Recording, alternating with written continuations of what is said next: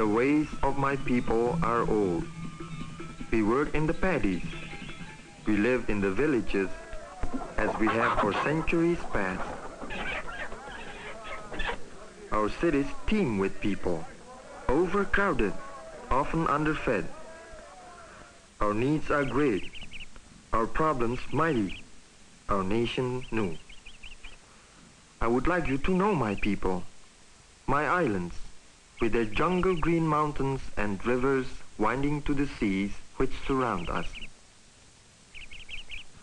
I am Salim, a teacher. When there's no other place, our classes may even meet outside. There are not enough schools. My students, like most of the people, are of many different ancestries: Malay, Indian, Chinese, Melanesian, and mixtures of all of these. But we are all of us Indonesians now.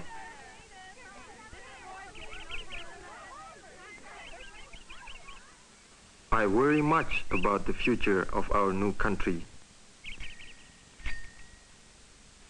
As I leave school in the evening, walking along the shady streets, I often ponder our history and our problems.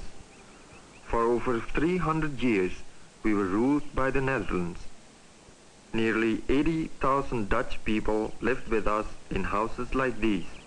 We were called then the Dutch East Indies. They built our cities as they would build a Dutch city, with canals lining the main streets. Dutch banks and trading firms managed our money and business, ran our railroads and communications. They took the wealth of the land, the raw materials, the tin ore, the rubber, the tea, and the oil which they wanted. We were their hands. They were our heads. But now it is different. Since World War II, we have achieved our freedom. We are the Republic of Indonesia. Our own president lives in the palace of the Dutch Governor-Generals. We fly our own flag, the Merah Putih, the red and the white. We are grateful to these people of the Netherlands.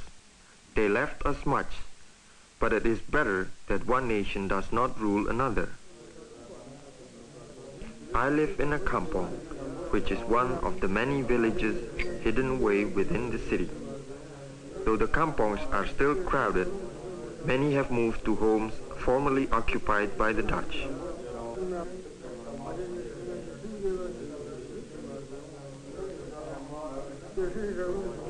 I have a daughter and a wife and many friends. We are all interested in the problems of our country. It is sometimes hard for us to agree among ourselves as to what should be done. Only recently, we have decided upon a common language. Most newspapers and books are now printed in the official Indonesian language, but many different tongues are spoken in our islands, and not all yet know the official language. Only 1 out of 3 of us can read and write in any language. We need schools and teachers, thousands more of them, for we know that every part of progress depends upon education.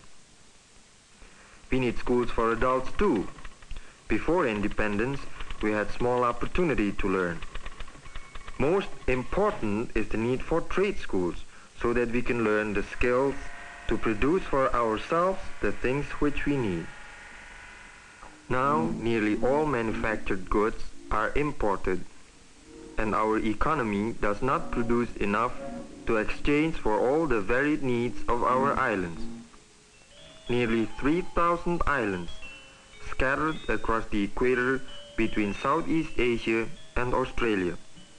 80 million people, the 6th largest nation in the world. The larger islands are Sumatra, Java, Borneo, and Celebes. Although Java has only 7% of the total land area, nearly 3/4 of our people live here. Java is crowded. It consumes too much of the food, money, materials, and attention that should be more evenly distributed among all the islands. Our capital, Jakarta, is here.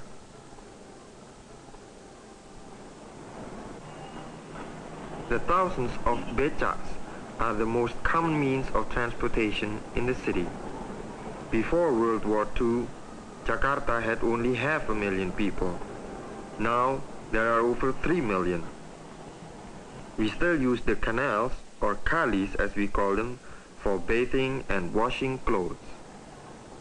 The Chinese population of Jakarta is large, as it is in most cities of Southeast Asia. Competing political parties, including communists, hold frequent parades and demonstrations. Their banners litter our cities. This one protests what they say is American intervention in Asia.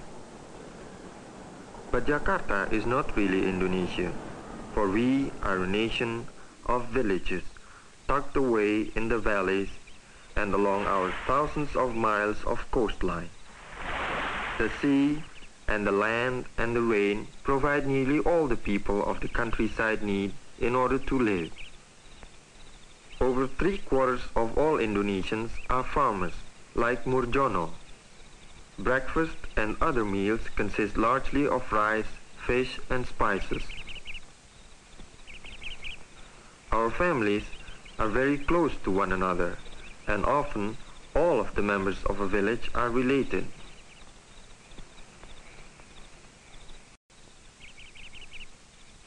Murjono leaves for work in the fields, while Kartini spends her day at woman's work, shopping in the market for fruit, vegetables, and cooking oil.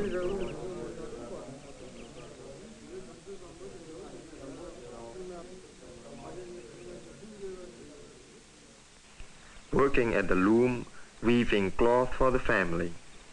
Nearly everything which is needed is made in the village. Little must be bought from the outside.